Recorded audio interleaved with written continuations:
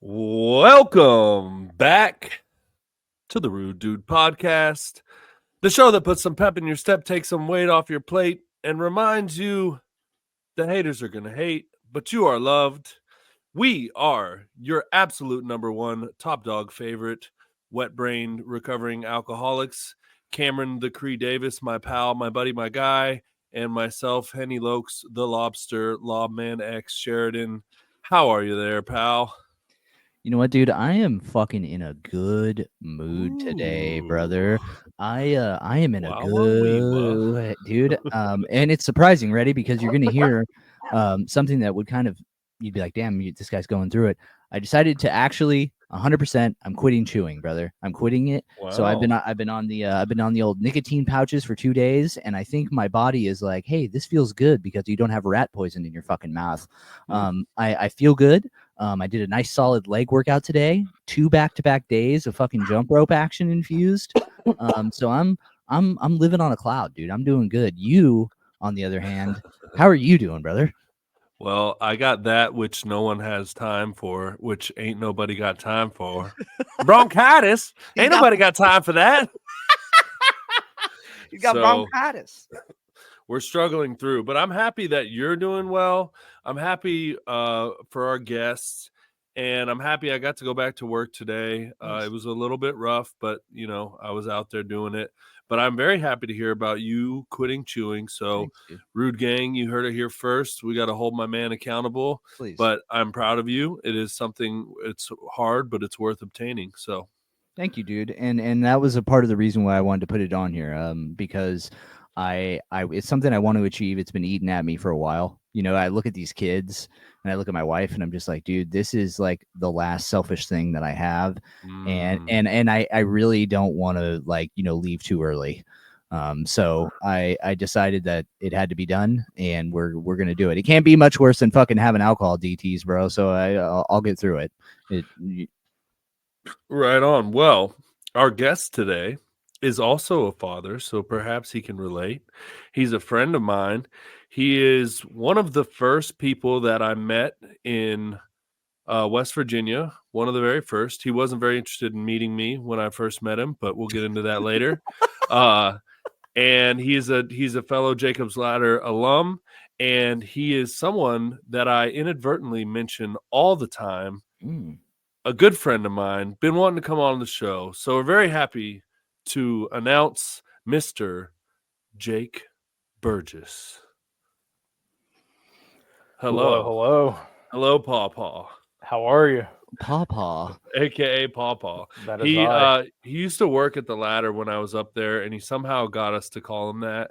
And I still I don't really like that I do it, but I do it anyway. So yeah, it's Pawpaw. Yeah, I would show up and I would refer to all of the residents when I was a tech as my sons. And I would say, come to Pawpaw and like give all the guys hugs, when I would pull up. So my sons, how are you? Yeah. Come to Pawpaw. That's awesome, dude. Well, I gotta say, man, I've been thinking about this, and we've been talking about doing this for a while. And there's something interesting you may be interested to know. As I alluded to in your introduction, I actually mention you all the time without mentioning you. So now the listeners will know and everyone will know, because when I get passionate and I get fiery and I get on my soapbox, I go, I got friends who are fucking lawyers and doctors and shit that have been saved from that have been saved by Narcan and that died multiple times and that are probably out there, saving your life now. And when I say friends that are lawyers, I mean you. So the listeners now know that this guy came from the fiery depths of hell, and you just recently, within the last couple of months, passed the bar, correct? Yeah. So I sat for the July 2024 uniform bar exam. So that's just like basically 40 some states around the country have the same exact bar exam. California, unfortunately, has their own special bar. So like you got to take something else out there, and it's way more difficult. It involves gender studies. You know, that's okay. I mean, it actually involves, hey, yeah, you know, don't even bother even showing up because we're just gonna let them free anyways. So that's what you got to study at the California bar. Yeah. So yeah, I passed this past July, and then I swore in as an attorney in the state of West Virginia this past October. And currently I'm actually in the process of transferring my license to Indiana. So yeah. Are you moving? Are you moving back? Yeah. Cool. Yeah. Jake is from Indiana. Yes. And we met in Jacob's Ladder. And when I said he didn't want to meet me, so I came into Jacob's Ladder like 2 days before his graduation. So I think it was just like I'm leaving. I'm not gonna be here. So good luck, bud. And you are out. Do you remember this? I do. I was very standoffish. I was just like, I've met so many people since I've been here. I've been here for 6 months, and I was just like, he'll be fine. I don't. Still buff out. You'll figure it out. Good luck, kid. And I probably missed an opportunity to really make that connection at that point. But I think down the road we were able to forge that. Yeah, absolutely. Yeah. Well, go ahead, Cam. Sorry, yeah, I was curious. I'm glad that you went in on that because I was like, why the hell didn't you not want to meet him? I mean, but then I sit here and I think about it and I go, oh, that makes sense. Henry, if I imagine Henry walking in on his first day, you were probably a fucking peach, dude. So he was probably like, man, I did 6 months. I'm not hanging out with this motherfucker. Good luck, dude. Yeah. I was just checked out, like being up there, and I'm sure that Henry's talked about it. And other ladder boys, like being up there for 6 months can be stressful. Yeah. Well, and they have the whole senior resident thing, and by senior resident they mean like, so it's your job to run this place now. And it's like, I got to a point where I was like, I don't work here. Like, I don't want to resolve conflicts. This is not my fucking job. Like, I don't want to be like save everyone. I'm a patient here too. Like, what the fuck? No, absolutely. I mean, it was definitely good though. I really did appreciate my time at Jacob's Ladder. It 100% saved my life. So Dr. Kevin Blankenship, I know he was on your guys' show a couple weeks ago. And he's an amazing person, and as well as all of the other people that keep that place running. Very, very appreciative. 100%. Absolutely.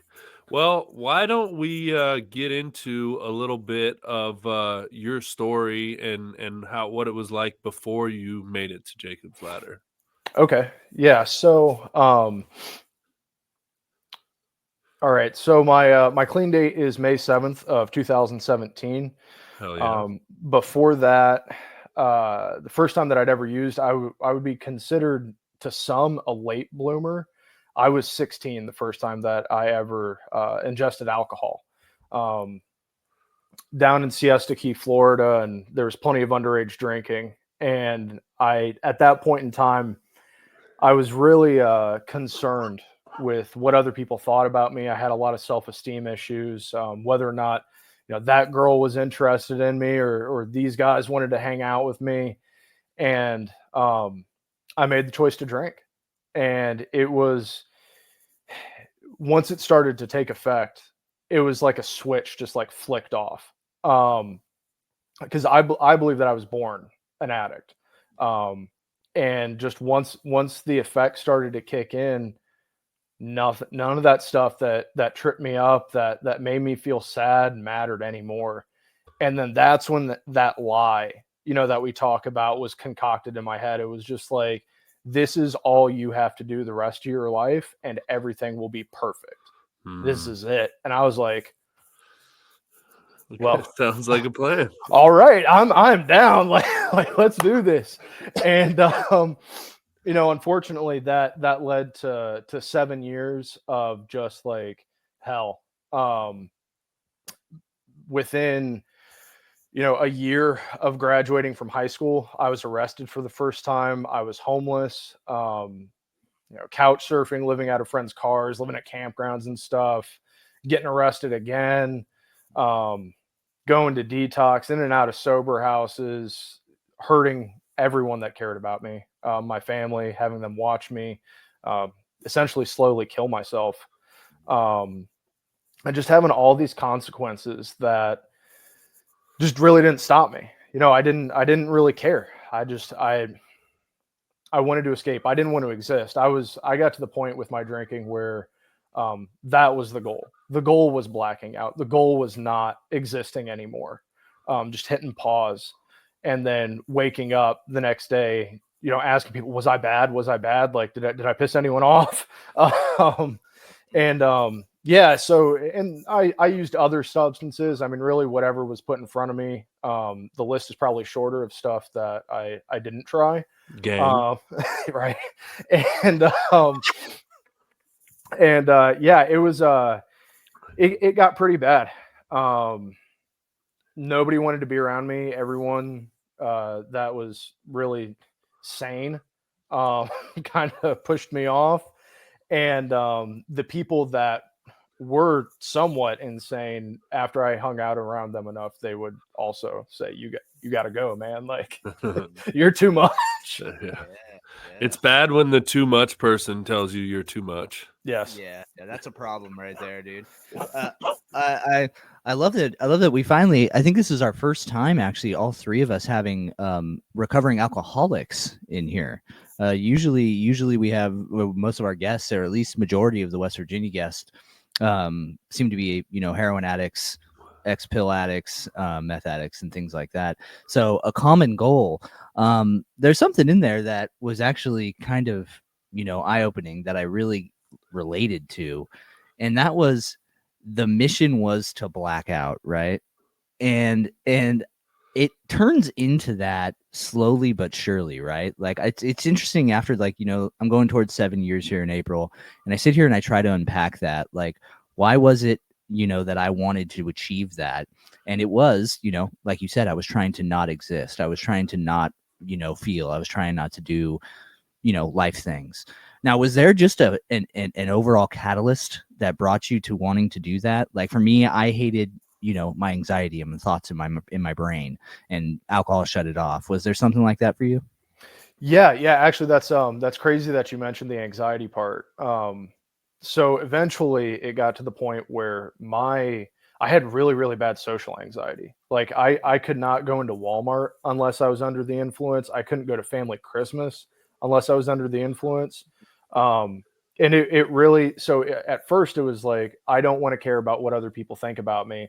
And then it morphed into this other thing. And exactly like you're saying, it's like, that was the only way that I could shut it off. That was the only way that I could be who I thought I was, like this free, happy-go-lucky, life of the party kind of guy, which unfortunately didn't play out so well. Not too much fun, dude. No. Yeah, that's such an interesting thing too, because for me it was the same thing, and I've talked about this a lot, but I didn't actually realize that I was insecure until a lot later, when I was kind of doing all this work, and I was like, oh, I just really, like you said, wanted everyone's approval and wanted everyone to like me, and was kind of like worried about it, and thus forth was trying really hard, which made me, all that kind of stuff. And yeah, it is interesting to think about. For some reason, it's just blasting in my head. I'm remembering some story where you like woke up naked outside of like 5 miles from where you had been partying or something. So sick, dude. So and obviously all this stuff, like, it's cool, just because like I had to disclose all this stuff for the bar entry, right? Like I had to tell them like everything. Lie detector? Do they do lie detector? No, they do not do a polygraph test.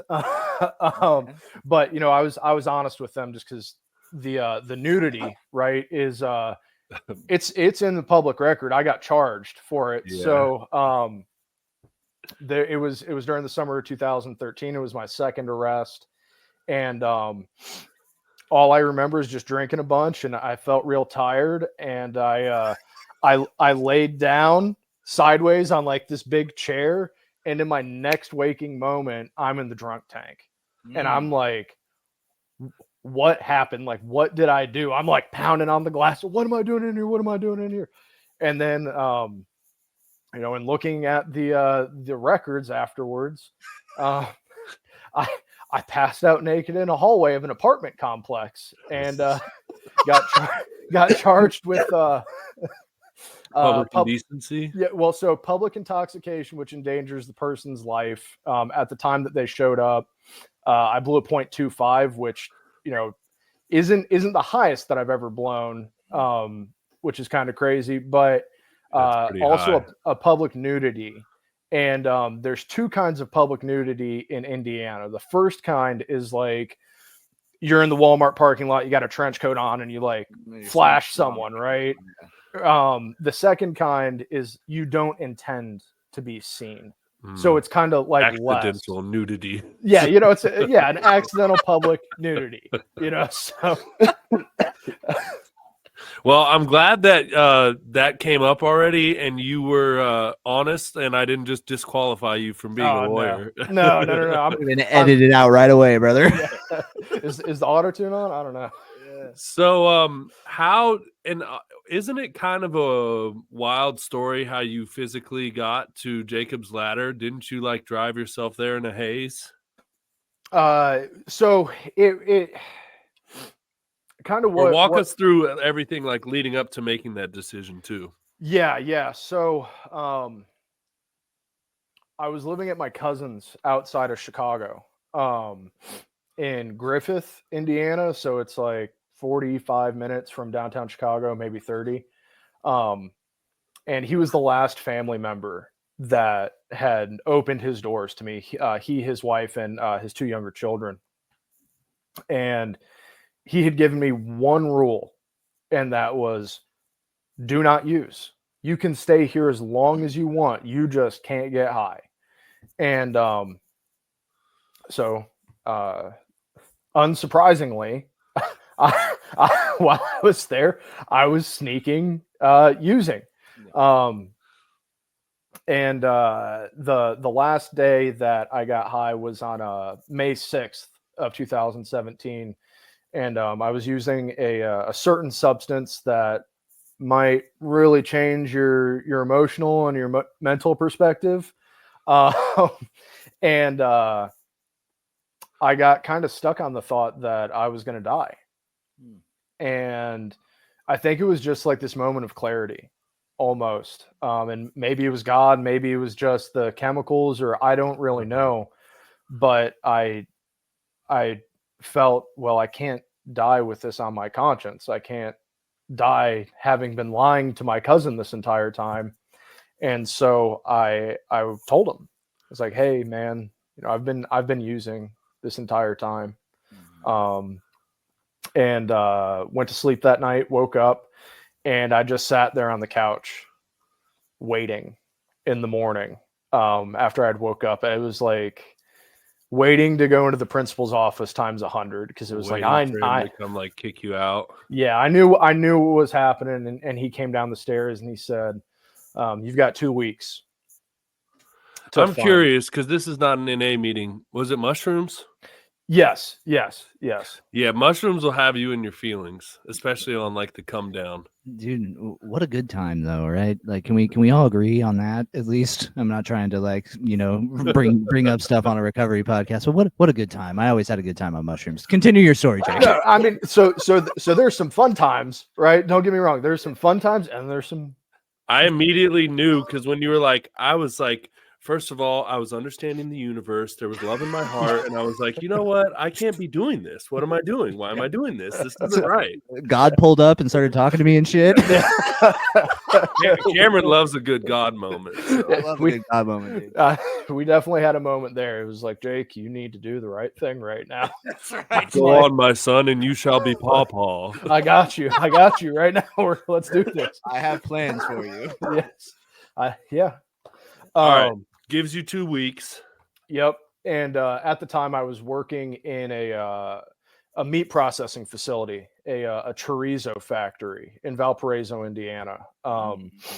So that job was not fun. It was cold.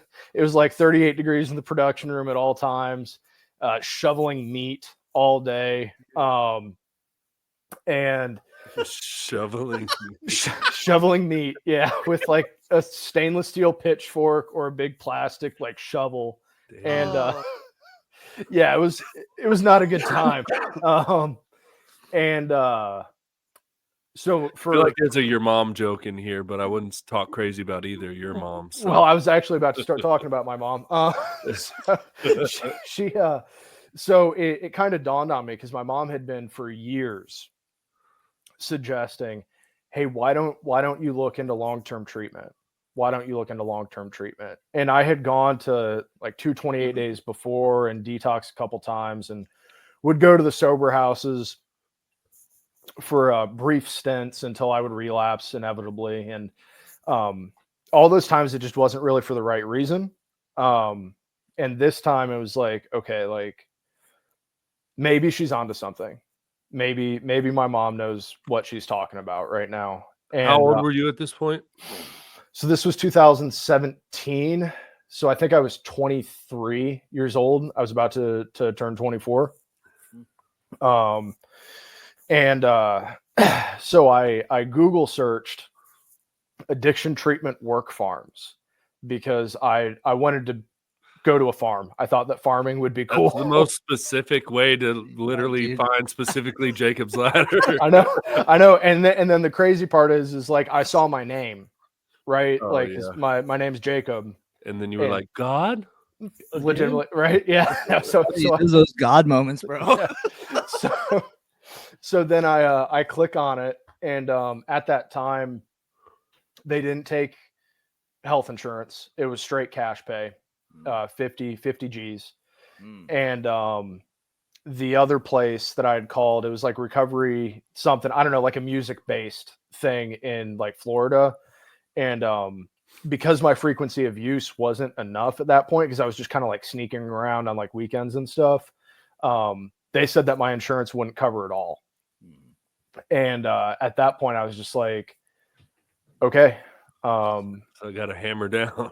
I just kind of accepted. I was like, all right, I'm just going to use till I die or I end up in prison. And that was a really, really like depressing moment, you know, cause like I wanted to get help, but I couldn't. And I just felt super defeated. And then, so that was on like May 8th when I contacted Jacob's Ladder. And then May 9th, Joey Ferguson, who was the intake coordinator at the time that I was there, he texts me and he goes, hey, I got more information about Jacob's Ladder for you. I'm like, well, fuck, like I still don't got 50 grand, man. Like, I don't know what you want me to do, but okay, I'll call you back. But I obviously didn't text that. I just called him. And, so he asked me some questions like, you know, do you want to get clean? Like, do you want to live a new life? And he's like, what do you want to do if you can get clean and stay clean? And I was like, I want to help people. And, you know, he, fuck, I don't know if I'm going to be able to talk about this without starting to cry. So like tears. No, I don't want to. We welcome you. Better be the only man crying on this show all the goddamn time. You better fucking cry, brother. Well, I inoculated myself now by calling it out. So he tells me, he goes, I've been granted the authority to offer you a full scholarship to Jacob's Ladder. Damn. And, you know, at that point I just started fucking crying, you know, I was like, really?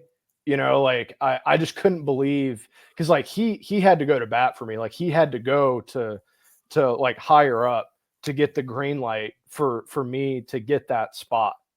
And he advocated for me. Like he didn't even know me. Like we had talked for like a brief amount of time on the phone the day before, and he saw fit to like give me a shot, and like change my life.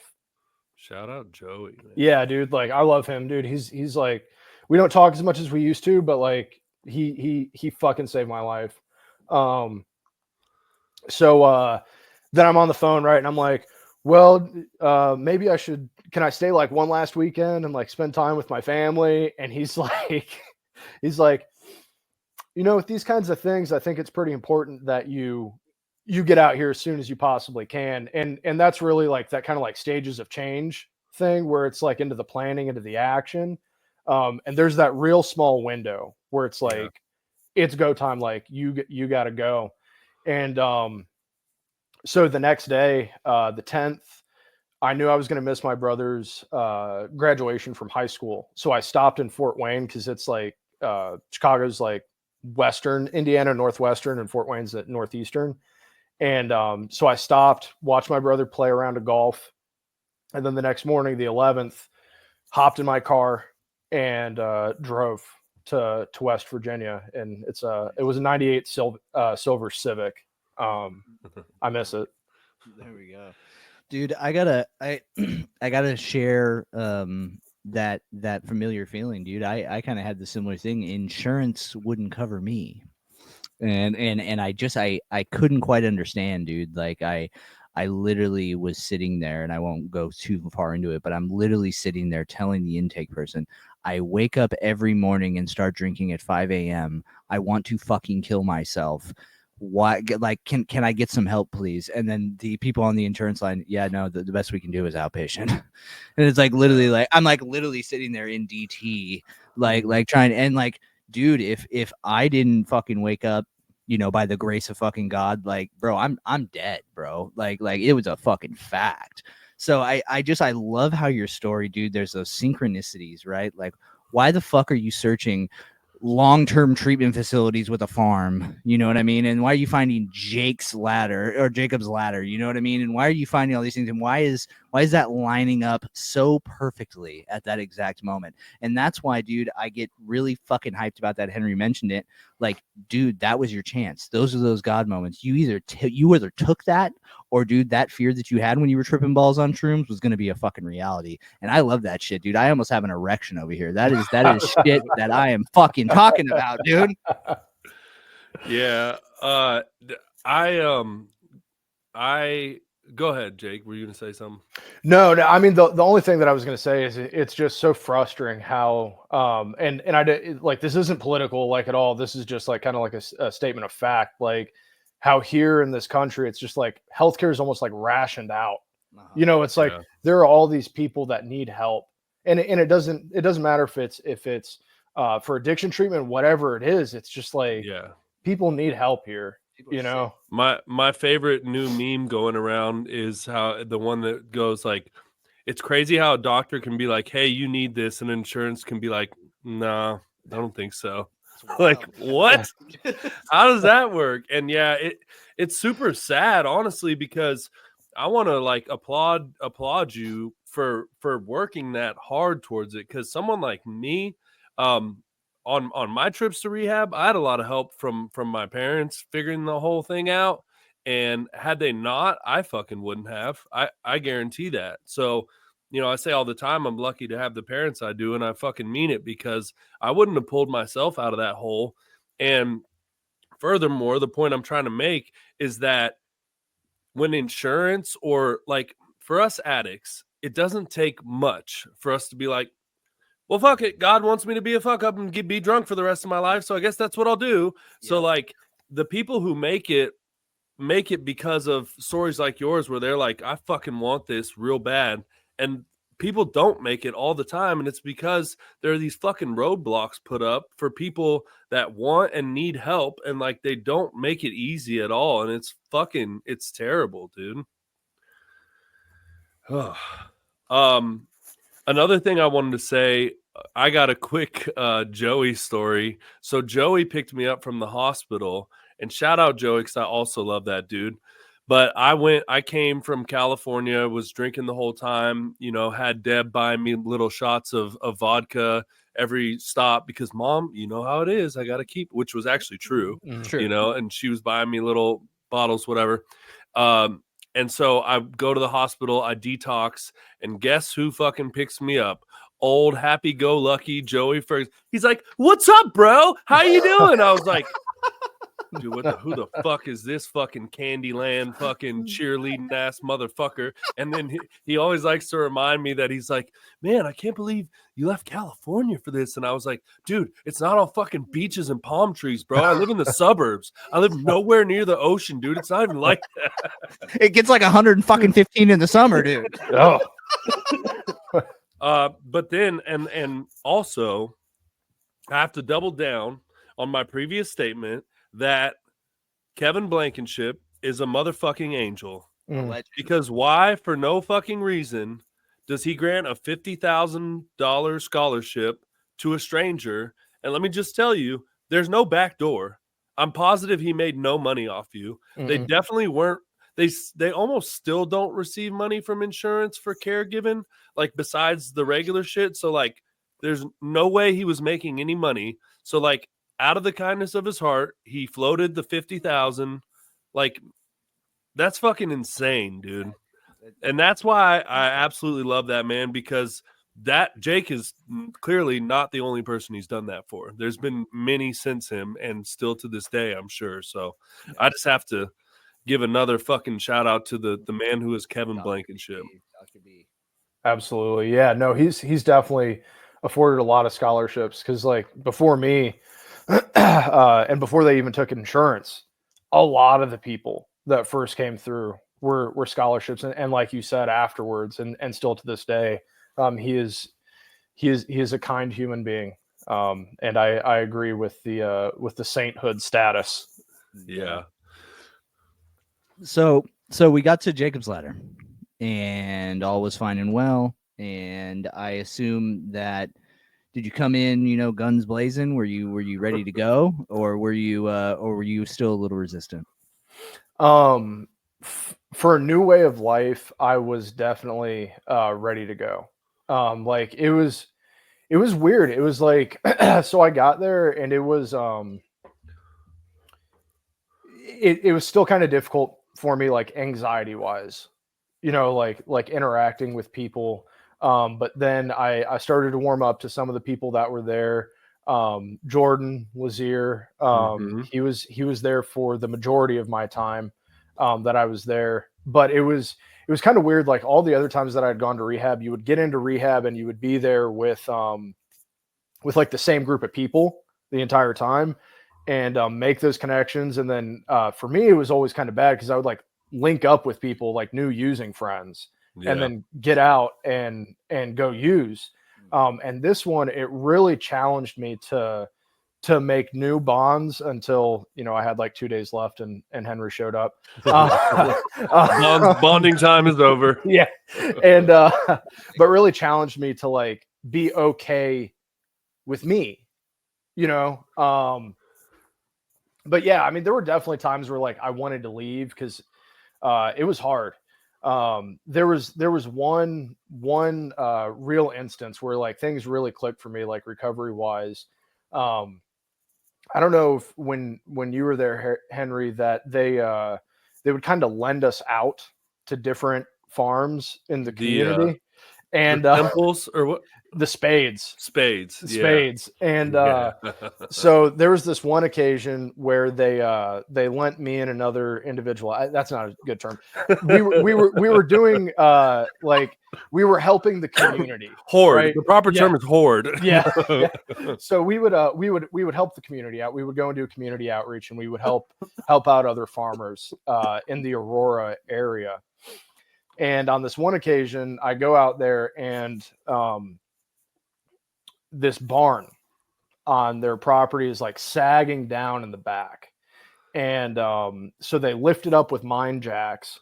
And I go over there and we build a form for, I think it's called a footer, right? Like what you would like set something down on in the back of this barn. And I'm like, okay, cool, whatever. We like put the rebar up, we put up the wood and stuff. And then the next day, spades are like, oh, we want you back. And I'm like, okay, well, I guess I'm going to go do some concrete stuff. And in my mind, I imagined that they were going to pull the concrete mixer up and just pour it right down in there. Oh, no. And this is going to be easy. But it couldn't reach. So instead, the mixer's all the way up front. Oh, God. A bobcat goes up with its like, front, like bucket. Mm-hmm. And it gets filled up. They bring it back. And then we've got like spades, not shovels, but like short spades to like clean tracks out of heavy machinery. Cause the form was so like skinny, having to shovel this in there. And dude, it was terrible. It was hot. My hands were hurting. And I was just like, what the fuck am I doing here right now? Like, I got to do something with my life. Yeah, I'm like, and dude, I like my mind started to like play tricks on me. It was like, you could leave. You can just quit right now. You can leave. Your car's up at rehab. You just ask for your fucking keys. Go down to Morgantown. You've met people at NA. You'll be good. And I had like 3 months clean at this time. And then it was like one of those moments where it like clicked, right? And it was like, this is recovery. You know, it's like, it's not about like what I did the day before to like stay clean. It's like what I do in this very moment. Like, am I going to keep on shoveling or am I going to quit? Yeah. And then I was just like telling myself, I was like, dude, when you leave this place, like there's going to be something that's difficult that you don't want to do. And it will be easier than this. And I just like held on to that as I'm like shoveling and we finished it. And, yeah, so Jacob's Ladder definitely like taught me some really cool life lessons while I was there. As Randall would say, if you up here on this mountain talking to this black man, you done fucked up. Your life wasn't going so good. And that's kind of the thing, like when people would complain, it's like, hey, you kind of lost your power of choice and freedom by like fucking up your life and doing a bunch of fucked up stuff. So this is kind of the results of that. But also, my brother in Christ, I loaded 2 50-foot tractor trailers with fucking hay bales, bottom to top, back to back, one after the other in a row. It was the hardest like 3 hours of my entire fucking life. Dude. When it starts, you got to chuck the hay bale down the fucking thing 40 feet so they can catch it and stack it. And like, or you stand up in the barn, you toss them down to the bottom, or you stand there and like, dude, it was the most insane workout and work for the what are they called? The spades. Yeah. That was fucking insane, dude. But I gotta say, there was also another seminal moment in my recovery that you were a part of. Get rid of this cough drop so there's not saliva falling out of my mouth. So after you graduated, they would take us to meetings and stuff, and they brought us to your 1-year celebration at Rock Forge, and it was outdoors, out back. So and I just remember I had kind of one of those moments, one of those God moments where it was like, okay, this dude went where I'm at now, and he just got a year. If he can do this, this guy was in this program, and he's got a year clean. If he can do this, I can do this. And it was like a huge, like, I don't know how to, you guys get it, but I just like really had this strong, I was like, okay, this is attainable. It was like a big moment for me. Mm-hmm. Yeah, no, I had no idea that I had that impact on you, dude. That's like, I feel honored to have been able to have like been there for you, like in that moment. That I was like, hey, that's that asshole who wouldn't talk to me. He did it. He did it. He's doing it, dude. I realized there was no question in that, so that's why we had a little awkward silence. But it's something I think about a lot, because sometimes it takes those weird, like, I always explain my moment was like I was watching Recovery Boys when I was up there, and I was like, oh, it's so beautiful. And then I was like, hey, dickhead, you're there. That's where you are. So why don't you like look around and smell the roses? So I think we all have these moments, and it's pretty cool. Yeah, dude, I think that's the greatest thing. And isn't it kind of, maybe this is a me thing, but the people who attained that 1 year when you go into a meeting when you're freshly sober, like, dude, don't they just like feel like gods to you? Or was it like you know what I mean? Like, or like anybody with anything over a year, like I remember just like sitting there and be like, dude, how the fuck did you do this? You know what I mean? Like, so I get why you had that feeling, Henry, and I'm glad that you guys had that connection, and I'm glad you were able to tell him. So we graduate from the ladder. Henry is having epiphanies in the meeting when you get 1 year. What made you decide to take the lawyer route? Was it because you were arrested for running around naked? What was it, my man? So after I got like a year clean, so in like 18 fall, I kind of made the jump into academia, and I was like, okay, I want to be an addictions counselor. And then I was like, well, I want to be a wilderness therapist. And like I had gotten my what the fuck is that? so like for like either youth or it's mostly kind of like younger adults. Okay. They'll do like long treatment out in the woods. Okay. And so that's kind of the route that I wanted to go. And I got my peer recovery support specialist certification. I was like high ropes qualified, so like aerial adventures qualified, as well as like low ropes. And I worked for WVU's Adventure West Virginia, like through the university, and I would like do tours and shit on like high ropes courses. And then I was also working at Jacob's Ladder, and it just kind of got to me. I was just like, I don't really know if I want to be an addictions counselor. I don't know if this is really what I want to do. I kind of thought like that was the only thing that I could do, because it was like, okay, I'm in recovery. Like this is the route that I have to work in recovery. I can't do anything else. And I was actually sitting there. My daughter was about to be born. It was summer of 2020. And I was actually smoking a cigar with a mutual friend of mine and Henry's, Mir Weiss. And we're sitting there up at this apartment complex in Morgantown where you can kind of like look down on like the whole city. It's called the Domain. And he's sitting there talking about law school and the LSAT and stuff. And I was like, well, what's that all about? And he's kind of starts talking to me about like what the LSAT is and what law school is like. And my daughter was born August 8th of 2020. And it was about like a week afterwards, I was just like, I think I'm going to study for the LSAT. I think I'm going to go become a lawyer. And so I just started studying for it. And I'd sit there like every day for about an hour. And then even when I would go up to Jacob's Ladder, because I was taking the guys out on camping trips, I'd sit there in my tent at night with like paper study guides for the LSAT, just like grinding it out on the practice questions, just like super motivated, locked in. I was just like, this is the route that I want to take, and I have to score this amount to get into WVU, because I couldn't go anywhere else, because like I have a girlfriend and a daughter, so I couldn't like go to any other university and like maintain my responsibilities as a father and like be able to have my relationships with Steph and Sydney.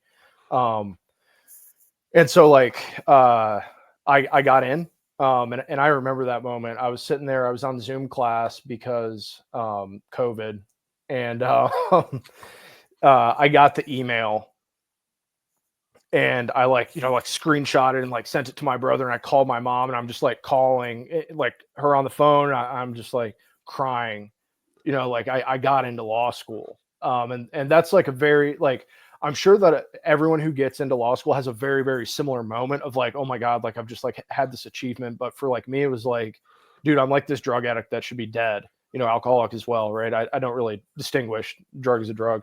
And like, I'm here, like, this is fucking crazy. And just like so much gratitude for everyone that had like supported me up to that point and like believed in me when I didn't believe in myself. Like people believed in me. They were like, no, like you don't have to do drugs anymore.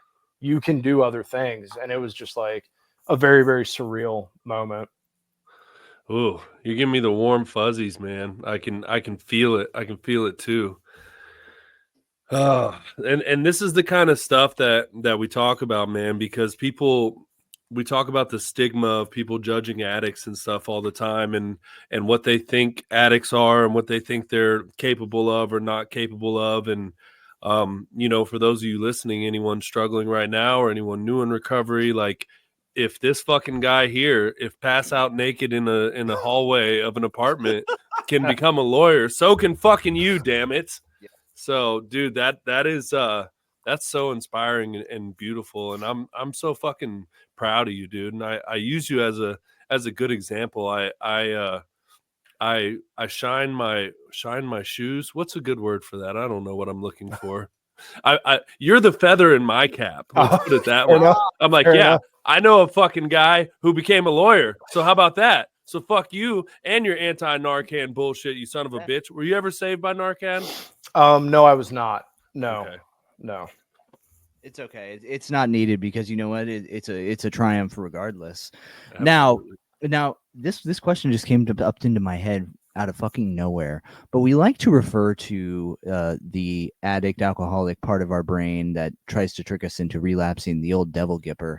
When you were going through law school and raising a kid and dealing with relationship issues or whatever the fuck may be happening, did the old devil gipper come for you?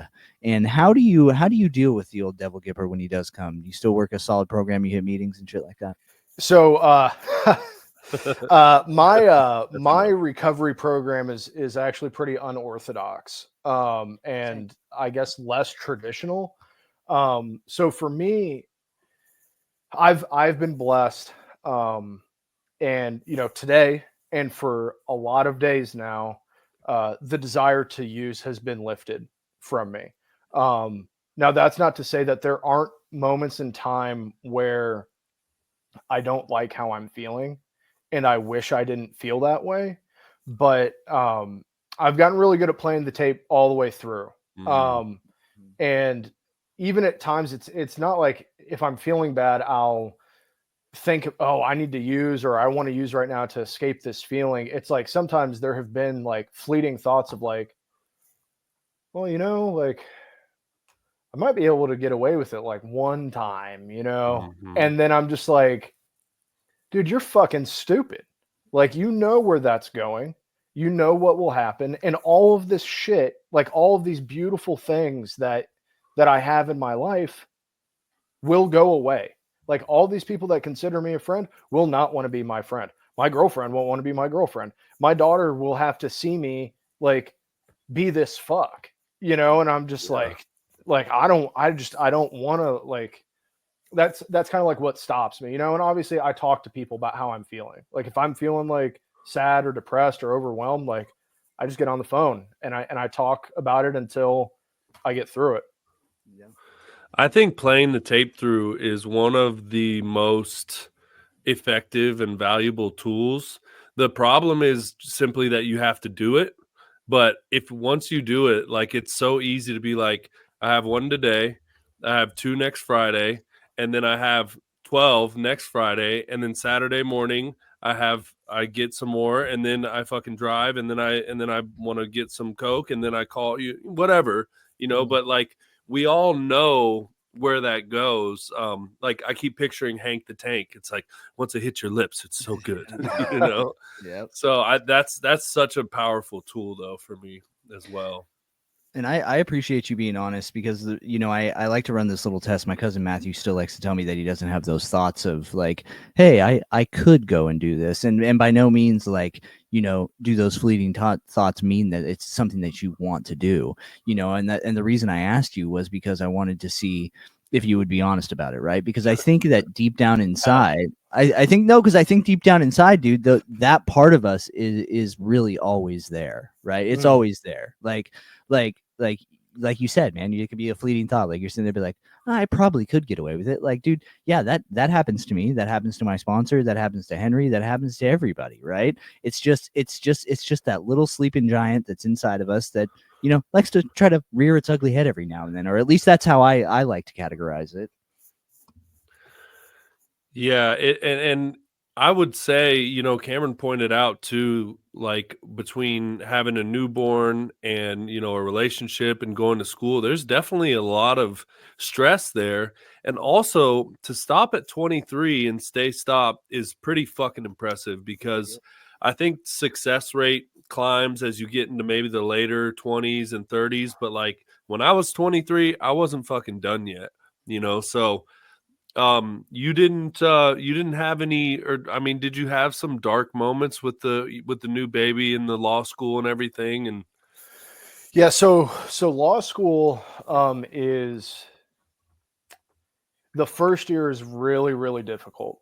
And Sydney was one at the time. So like that was tough. And shout out to Steph, my girlfriend. for really allowing me the time to like study, because the first year of law school, it's not that the concepts are hard.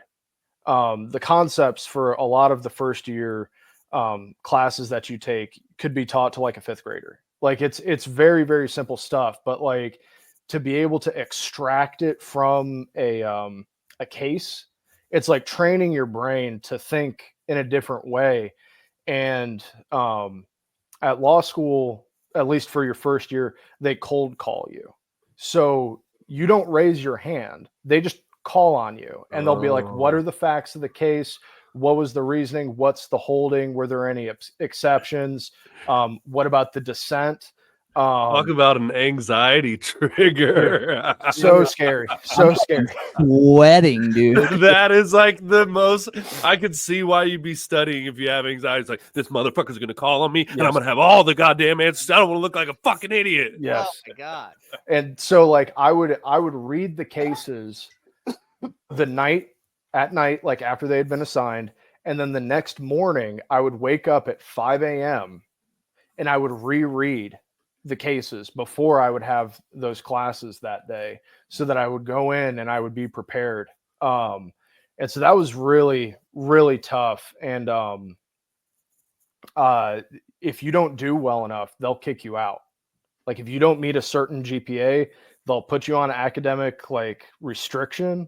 And then if you miss it again the next semester, you're done. Yeah. They boot you.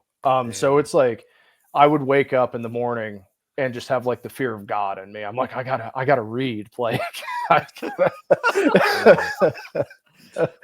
so yeah, it was definitely very difficult. And I heavily relied on, people around me, people in my support group, and I would talk to a lot of people.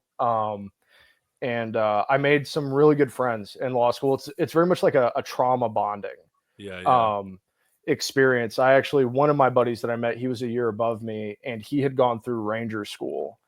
And I was talking to him a couple weeks ago and he was like, man, like I was talking to another buddy that went through special forces and he went through law school as well. And he was like, like mentally it's kind of similar. Like, obviously it's not like abusive, torturous, like that. But he was saying it's like mentally it's pretty high up there in difficulty, just the first year, right? After that, it's like I watched people not read, sit there and play video games on an emulator on their computer every class, not take notes, and they were fine.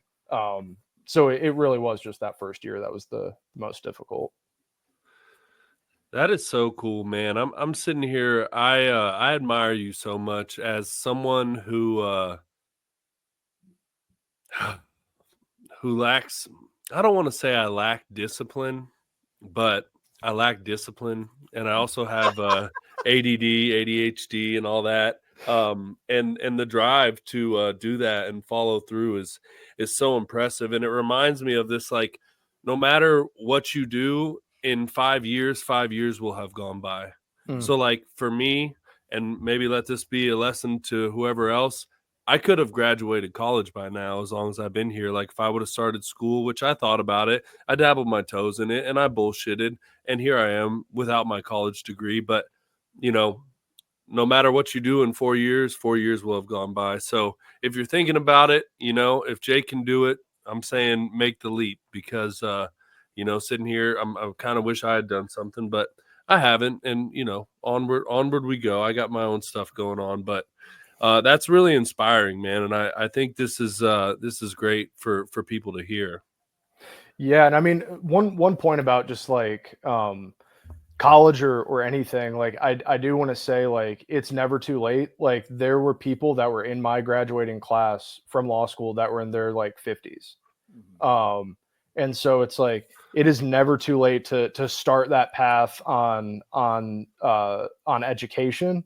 And even if it's slow, like part-time or online or whatever. And I just think it's incredibly beneficial. Like, education and knowledge is power. And it's like, nobody can ever take that shit away from you ever, and it's fun. I don't know. I'm kind of like a nerd, I guess. I like to read. So, Yeah, I picked that up earlier too. When you're waking up in the morning, you're like, I gotta read, man. well, that was out of fear, right? But I enjoy reading too. It's no big deal. So, probably a couple more questions, and then we can wrap this up. But what type of attorney are you going to be, brother? I'm curious. Yeah, so I very early on, 1L year of law school, I was given this video by this attorney. His name's Rick Friedman. He started his practice out of Alaska, and he's just like a hitter. Like he's like a nationally renowned trial lawyer. He's written many books, like 4 or 5 books, audio video series. An amazing man. And he had this video called Why You Should Be a Trial Lawyer. And he presented that within the law, there are 2 sides. You have human values and you have corporate values. And on the human side values, at least in civil litigation, you have the plaintiff. You have the person who's been injured.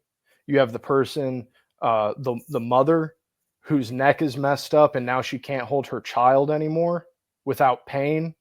Or the person who was at a workplace and they were abused, like sexually harassed or something. And then you have the corporate values.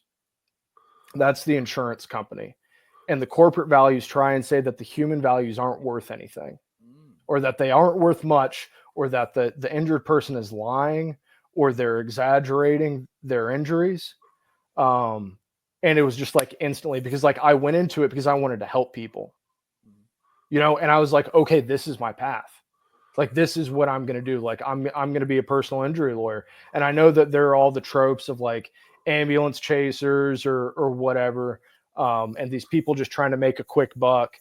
And that's not to say that those sorts of things don't happen sometimes, but like the majority of people that have to sue, it's because the insurance company isn't doing the right thing. So I guess long answer, right? TLDR, personal injury law. The insurance companies love collecting their check every month, but they sure hate to fucking pay you if anything happens, don't they? Absolutely. And so I actually found out about this. I didn't know about this until about a year ago when I was writing my seminar paper on State Farm and their internal policy of reporting African Americans and immigrants with no evidence to the SIU, the Special Investigations Unit, which is the fraud department. They would just accuse people of color of fraud so that they would not bring the claim anymore. But on top of that, I found out that when we pay them our premiums, I thought, oh, it just goes in this like pot and it just sits there and waits. And then when we make a claim, they pay it out. They invest the money. They're making money all the time off of our premiums. Yeah. And then we ask, may I please have some coverage? And they're like, no, you're lying. Like, it's just like banks, brother. Nothing not there. Nothing fires me up worse than talking about insurance. We recently got private insurance. It's like $800 a month, and basically so that I could go to therapy. Well, come to find out, they cover $25 of each of my therapy appointments. So basically, I'm paying $1,600 a month to go to therapy, and it's what the fuck is the point of this? Like, there is a point. There is no point. And if you tell your therapist that you're private pay, then they'll reduce the cost for you. So it's like insurance, health insurance in like this time. Oh, we're gonna get into a rabbit hole, but it doesn't even make sense. Like, unless you get brutally injured, like it for most cases, paying for private insurance doesn't even make sense. Well, and so what's crazy is let's say Jim, right? Because I never like using anybody that I'm talking to, right? I don't like saying like, let's say you, right? So like, let's say Jim gets in a car crash and he uses his own health insurance for medical treatment following the car crash. Once he settles or gets a verdict for his claim against the bad driver, then his health insurance company will make a claim on the money that he got from the bad driver to pay them back. Oh, dude. dude. Mhm. So and So they get paid twice. well, so they get their premiums and then they get the money back that he Yeah. paid for them to pay, and then it's just like it's crazy. I don't have the blood pressure medication to handle any more of this type of conversation, fellas. I am fucking raging. All right. Well, I would be remiss. I'll take it. I'll take it from you, Cameron. We'll move on. I would be remiss if I didn't mention the legend of Dos Blankies. Oh. So when I was living in the sober house, this is just gonna paint a picture of the kind of guy that Jake is. I didn't know if I wanted to talk about it, but I feel like we have to. Rip So when I was in the sober house, clearly you can't have women in the sober house and you can't have sex in the sober house. So Jake lived right next door to the sober house, and I forget exactly how it happened, but I was like, bro, do you think I could like, and he was like, listen, my son, if you put down 2 blankets, Dos Blankies on my bed, you are welcome. So anytime, then it just became, I'd text him or I'd be like, yo, Dos Blankies. He's like, yes, my son, go ahead. Now that's a real fucking friend right there, dude. right. Look, I mean, I lived in sober houses, you know, so I can identify it. It's like, man, why break the rules in the sober house or have to have a reason to sneak out at night? Yeah. You know, it's like Yeah. we got clean to be honest, right? And- so like if I can help facilitate some honesty, And I'm Lord's here work, for it. dude. And whatever else, right? You know, like I'll be a bro, you know. The house managers hated my loophole because it was technically very legal, but it was right on the precipice because his house, it's weird and kind of hard to explain, but it's literally in the same parking lot as the sober house. Like you can throw a rock from the front door to the front door. So that I just thought I'd mention that because I actually, when we were leading up and I was thinking about what to talk about, this so long ago I had forgotten about that, and then I was like, oh shit, Dos Blankies is coming on. Dude, not only is he going to be fighting for the people, dude, but he was fighting for the penis as well, dude. He's bringing the fucking heat, dude, for Henry, dude. My man, dude, my man. Now, you know, I see a bunch of personal injury lawyer advertisements around here. We got to get you like a cool slang, like, hey, call Jake and we'll rake or some shit like that. Oh, like, that's actually really good. That's There actually it is, really good. dude. and just you sitting on mountains of cash or some shit, dude. Well, the client, right? And I'm just kind of like showing, And like, you're just sitting there like, hey, Yeah. I'm the good guy. Yeah. no. So it's I was actually out in California. I'm sorry. No, man. My brother, he works out in Carlsbad Oh, no, At, I'm not sorry. at Cobra, the golf company. So he does like testing and stuff on clubs. And so last Christmas, I gave you my heart. me and my family went out there. Yeah, right. Actually, which is timely because we're about to be at Christmas. So we go out there and we're visiting him, but we drove up to LA to go to this like a car museum that's up there. It's like they have like a really cool Porsche exhibit and stuff, and I like imports. And but they didn't have Audis, which was really, really disappointing in the museum. And but we're driving whatever highway it was to like get from 5. there. Sure. Probably. And It was 5 for sure. it was 5. And so we're seeing all these billboards. I'm like, oh my God, their marketing is crazy. It's like accidentdaddy.com. And he's like dribbling a basketball. I'm like, dude, this is a different world out here. Like, what is going on? Yeah, dude. That's why I bring that up, dude. There's so many like something wrong, call Ann Fong. I see that one around here all the time. Like in a crash, call Ash. Like, dude, there's a million of them. There's a guy out in Roseville. It's like Krieger Law, and I'm like, oh, dude, like I wish my name was Krieger. It's kind of Cree. I was kind of excited about it. Yeah. I don't want to be on a billboard. You know, if I ever make partners someday, at the firm that I'm working at, I don't want my name on the building. I don't want to be on billboards. I don't want to be that guy. Like I just want to be a trial lawyer. You know, like I want to be there for the clients, and like I want to tell the truth, and I want to go in there and like tell their story. And what's unfortunate is like if you're on a billboard or your name's on the building, there's bias about you. Like no matter what, like positive, negative, like that's there. And I just kind of want to avoid that. I just want to kind of be like, send up the bat signal, you know, and like, I just want to be good, you know, like I want to, there's definitely a lot that I got to learn. Like absolutely not there yet, but like, that's, you know, ultimate goal is just to be the hitter, you know? All right. So in this case of the people versus aliens, Okay. Jake, please give us your opening statement. So, you know, I was actually, can we show exhibits during Yeah. this? Okay. So you guys are on your computer. I don't really know if you No, can, we can't show exhibits. you can't show screens. But if you can just pull up in your browser, I think it's Nuremberg, the 1561 celestial phenomenon over Nuremberg. Is that the date, 1561? Yes, the year 1561. And if you type that in on your computer, if you're able to do so, back at that time, they would have woodblock carvings to like make pictures in like a printing press, you know, with like Gutenberg or whatever. And if you look at that, it is one of the most insane pictures.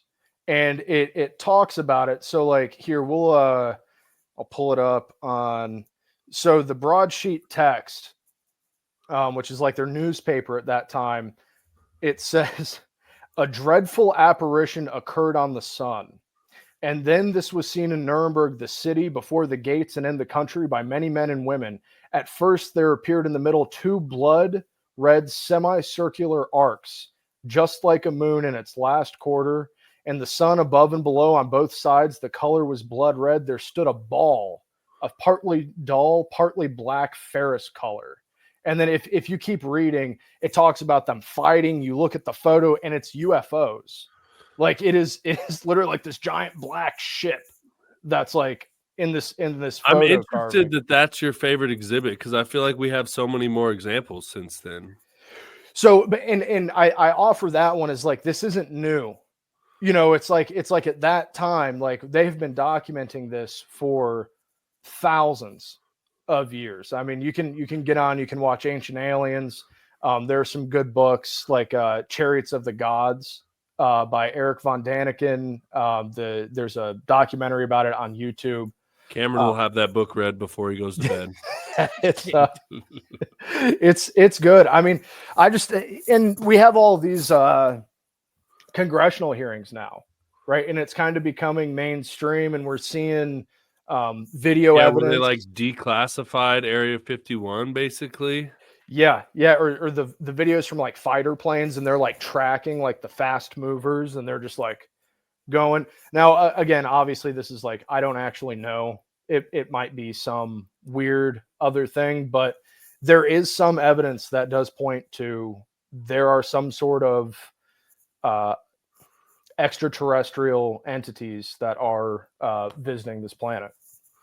Well, my thought is that the universe, the size of the universe, or what's beyond the universe, is not even comprehensible to the human brain. So imagine that we are the only single life form in all of the vastness that's too large for us to even understand is possibly a little small-minded. Where are you at on this, Cameron? Cameron, are you with us? Sorry, my audio's clipping. I can't hear you. Oh no.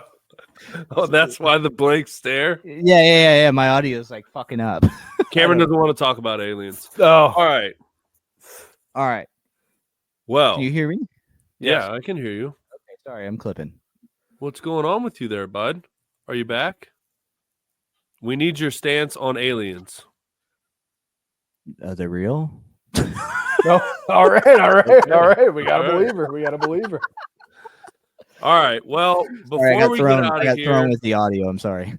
before we get out of here, we have 2 questions that we ask every guest, and the first one goes like this: what is your favorite part about recovery?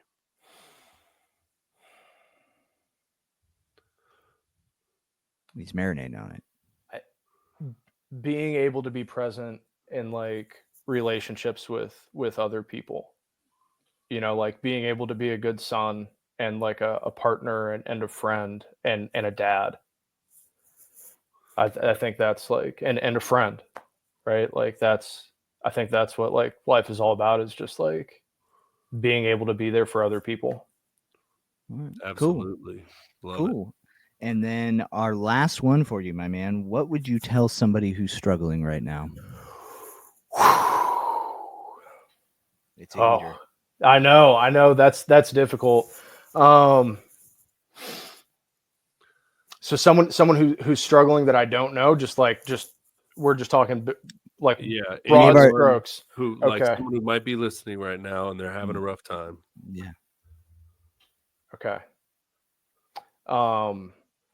You know, I don't know you. But I love you.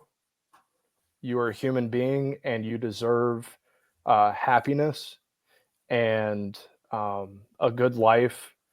And I believe in you. Boom. There you go, dude. Love it. That's a good way to send it off, dude. That was fantastic. Yeah, and I just want to say, man, it's always fun for me having my friends on here because I know your story, but I always learn something. And your dedication and your perseverance and like all the effort that you've put into being where you are now and coming as far as you have is really inspiring and incredible. And as a friend, I'm really proud of you, and I'm really happy for you, and I love you, dude. Thank you. I love you too, man. Yeah, and thanks for being a shining star out there, brother.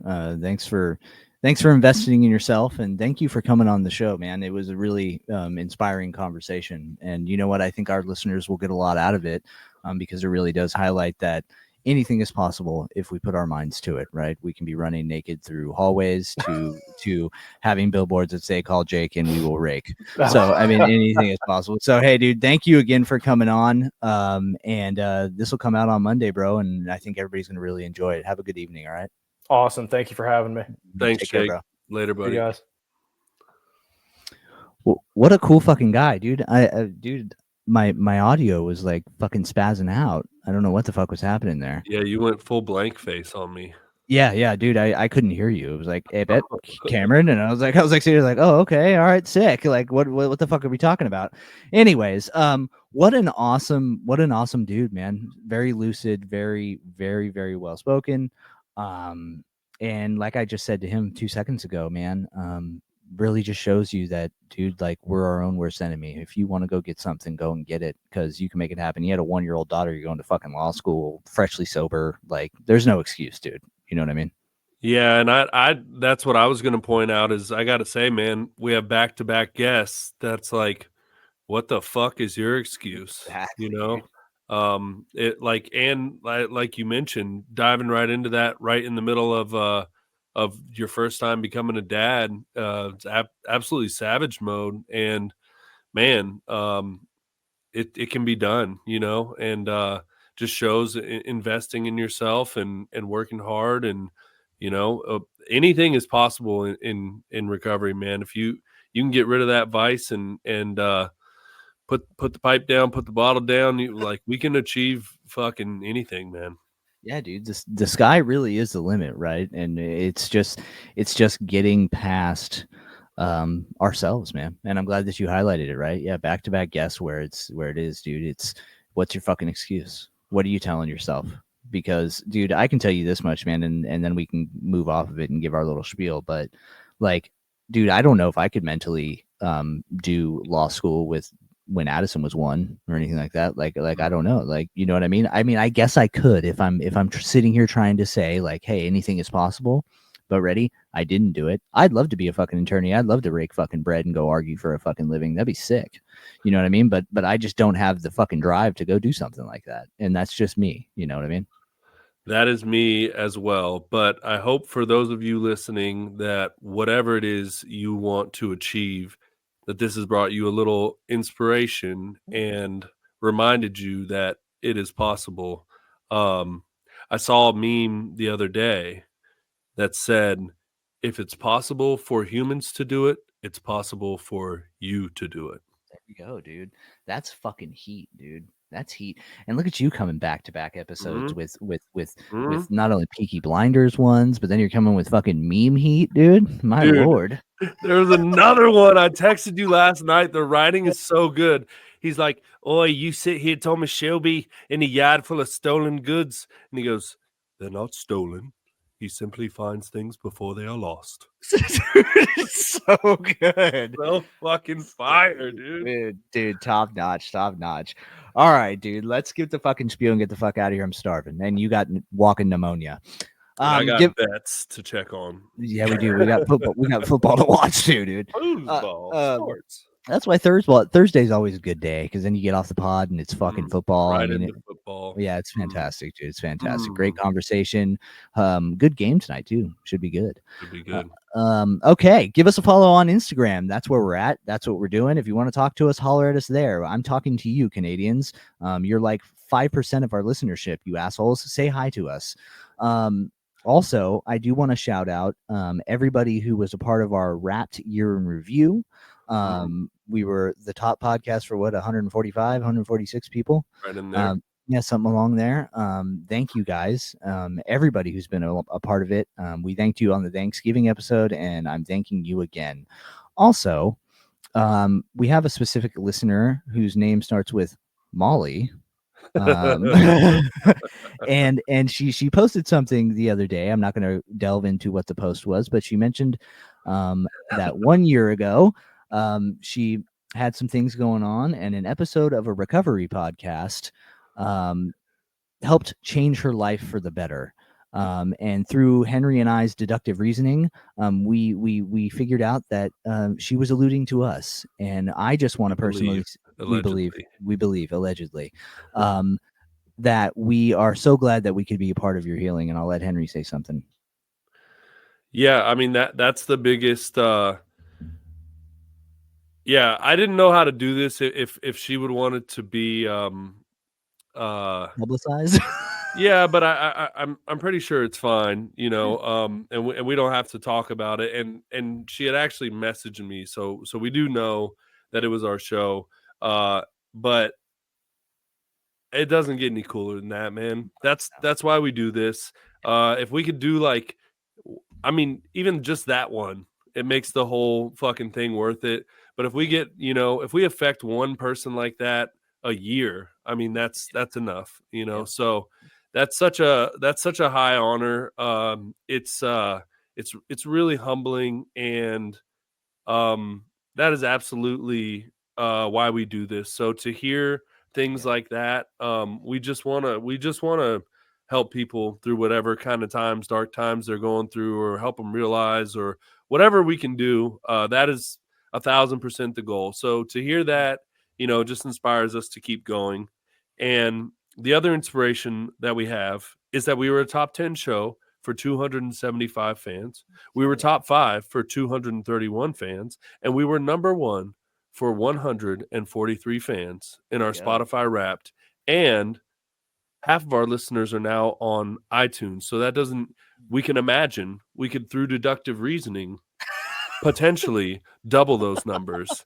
So That's all I'm going to say. So Thank you to everyone who supported us and listened and kept this thing going. We love you guys. We appreciate you guys. Yep. And we're not fucking going anywhere. So if you we're not going anywhere. So follow us on Instagram, or if you haven't hit the follow button on whatever platform you're listening to, smash that shit, my man. And that's about it, man. I will finish it like I always do. I love you, Hen. Please go rest up and hit that puffer. I love you too, Cam. And remember, you ain't got no fucking excuse to be yourself and fuck what they think. Call Jake and we will rake. Later, dude. Oh, dude, he's